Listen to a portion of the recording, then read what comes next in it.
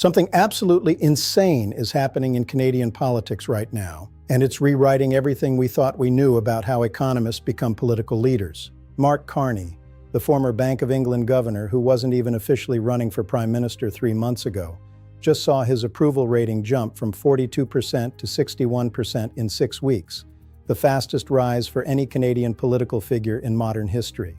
His Davos speech warning middle powers to unite or be on the menu didn't just change global geopolitics, it accidentally launched him to the top of Canadian politics. Meanwhile, Conservative leader Pierre Poilievre, who was leading polls by 8 points in December, has watched his advantage completely evaporate. The race is now dead even, 43% Carney's Liberals versus 43% Poilievre's Conservatives. This is the story of how one speech transformed a technocrat into a populist hero.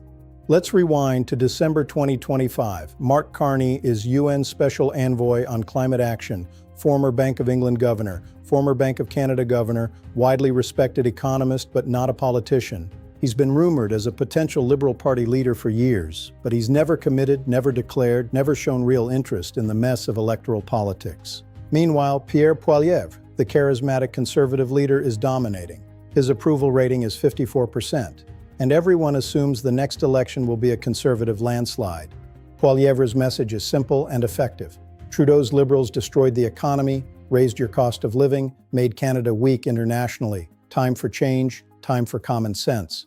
Then comes January 20th, 2026. Carney gives that Davos speech. Middle powers will be at the table or on the menu. The line goes viral globally, but the impact in Canada is electric. Canadians who've spent years feeling squeezed between American demands and Chinese pressure suddenly hear someone articulating their frustration with clarity and vision. This isn't a politician making vague promises. This is an economist with international credibility explaining exactly what's wrong and exactly how to fix it. Within 72 hours of the speech, Canadian social media explodes with Carney for PM trending. Grassroots Liberal activists start petition campaigns. Major donors who'd been skeptical about the party's direction suddenly see hope. And the media starts asking the question, is Mark Carney about to enter politics? January 28th, Carney does an interview with CBC where he's asked directly, will you run for Liberal Party leadership and potentially Prime Minister? His answer is carefully calibrated but revealing.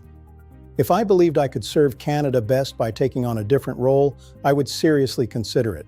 If there's a way I can help navigate these challenges, I won't walk away from that responsibility. The media treats it like a declaration. Polling firms immediately add him to surveys, and the results are stunning. In a head-to-head matchup, Carney is at 48% to Poilievre's 47%. This is a man who's never run for office, tied with a seasoned politician. Why?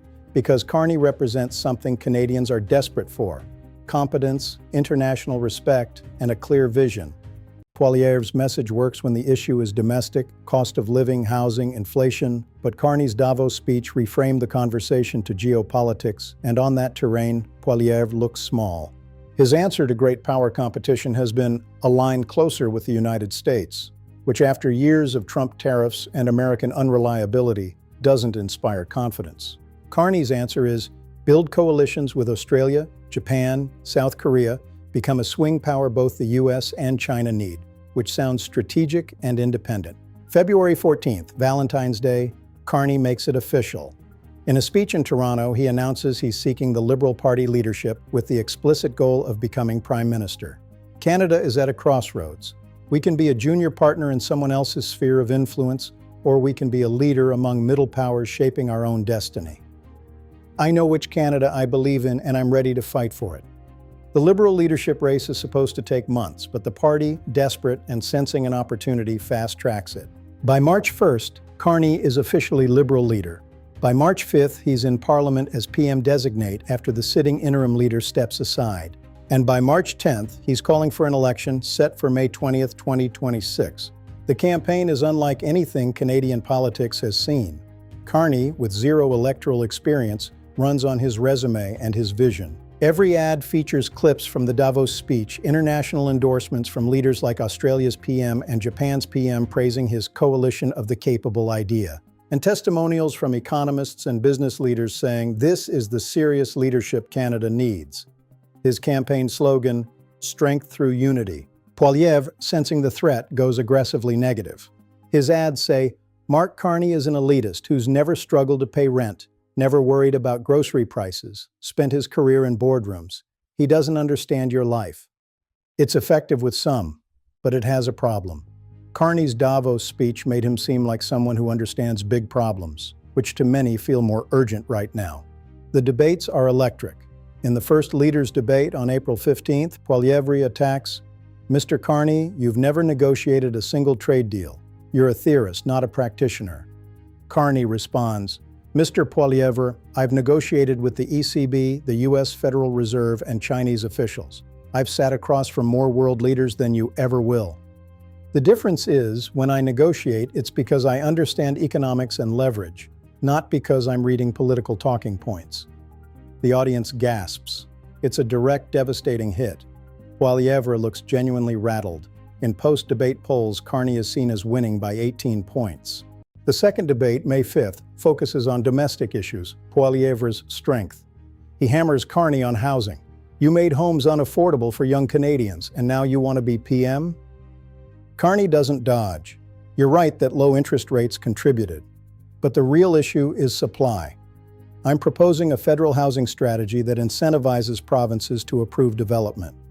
By election week, May 18th, 20th, the race is dead even. Final polls show Liberals 43%, Conservatives 43%. It's going to come down to turnout and a few thousand votes. Both campaigns are exhausted, both leaders are appearing at 4 or 5 events per day. Election night, May 20th. Results come in slowly. Atlantic Canada splits evenly. Quebec leans Liberal due to Carney's fluent French. Ontario is a knife fight. The prairies go Conservative as expected. British Columbia is surprisingly competitive, with Carney's focus on Asia-Pacific partnerships resonating. At 11 p.m. Eastern, the count is: Liberals projected 157 seats, Conservatives projected 154 seats, with a 170 needed for majority. It's going to be a minority government. At 11:47 p.m., Poilievre gives a speech that's gracious but pointed. Mr. Carney will have an opportunity to govern, but he'll need to work with other parties. At 12:15 a.m., Carney speaks. Tonight, Canadians chose a new direction, not a lurch to the right or the left, but a step forward.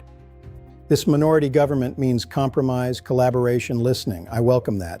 It's how middle powers succeed, by building consensus. Thank you, Canada. The final count: Liberals 158 seats, Conservatives 155, NDP 23. Carney reaches a confidence and supply agreement with the NDP within a week. He becomes Prime Minister on May 28, 2026. The international reaction is huge. The Economist cover, "Canada's Serious Man." Carney's first act as PM is to announce a Pacific Partnership Summit in Vancouver for June, directly implementing his Davos vision. But the domestic challenges are immediate. Poilievre, as opposition leader, is relentless. Every question period is a battle over cost of living, housing, healthcare. Carney's honeymoon lasts about 2 weeks before the grind of daily politics sets in. His approval rating settles at 54% by July, still strong but not invincible. The real test comes in August, when the US threatens Canada with new tariffs unless Canada aligns more closely on China policy. Poilievre demands Carney capitulate. Carney refuses. This is exactly why we need middle power coalitions. The US is using economic coercion because they think we're isolated. If we coordinate, we can negotiate better terms. He organizes a joint statement from Canada, Australia, and Japan saying they'll coordinate their China policies independently. The gambit works. The US backs down. Carney's approval jumps back to 59%. Poilievre looks weak for advocating surrender. By October, Carney has fundamentally shifted Canadian foreign policy. He's signed 3 new trade agreements with middle powers and increased defense spending to meet NATO commitments while building partnerships with Asian allies. Poilievre, meanwhile, is stuck. His criticism that Carney is an elitist hasn't stuck because Carney's competence is visible. He's searching for a new attack line but struggling. Political analysts say this race will define Canadian politics for a decade. Carney represents pragmatism and competence.